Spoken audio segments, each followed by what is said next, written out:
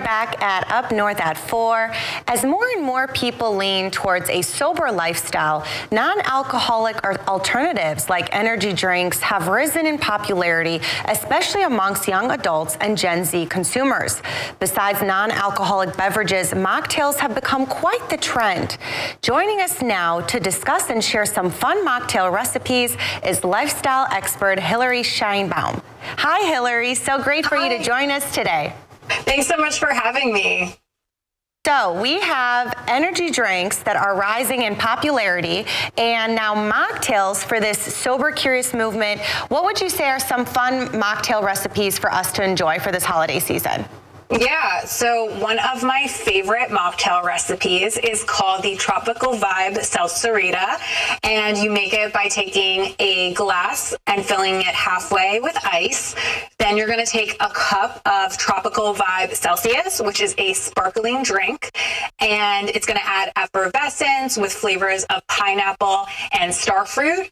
And from there, you're going to add 2 teaspoons of Vita Coco coconut water, 2 teaspoons of pineapple juice, and you're going to mix that all together and then garnish with a lime wedge. And this is something that you can serve year round, but especially going into dry January, it's a recipe that you're definitely going to want to keep in your back pocket. That looks really delicious, and it looks like a perfect vacation drink. Absolutely.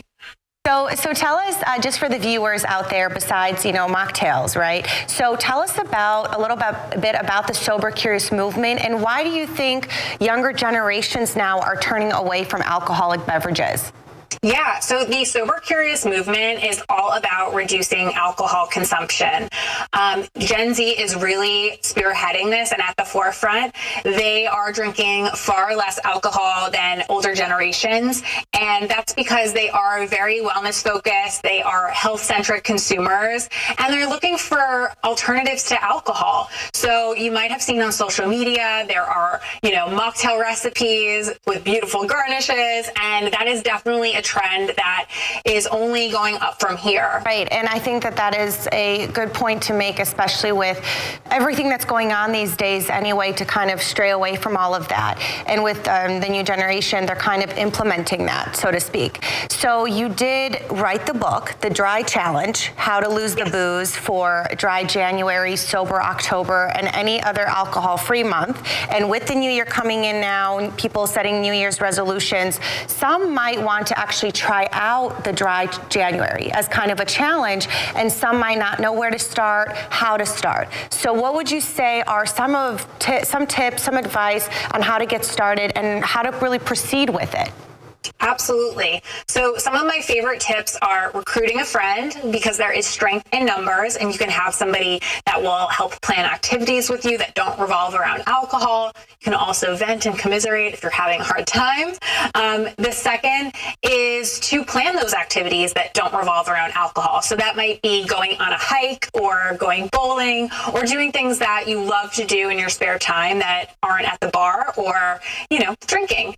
And my third tip is really to be kind to yourself, because alcohol is everywhere. It's at sporting games, it is at baby showers, it's at weddings. So if you are having a tough time, just be kind to yourself, and you can even make it a damp January if you have one drink, and start again the next day. What would you say is your favorite, the name and a quick recipe, favorite mocktail for others to try out? Definitely check out the one that I just made, the Salsarita. It's made with Tropical Vibe Celsius. It's so delicious, and you can find more information on celsius.com/mocktails. Okay, well, thank you so much, Hilary, for joining us. Happy holidays to you, and we will be right back after this break.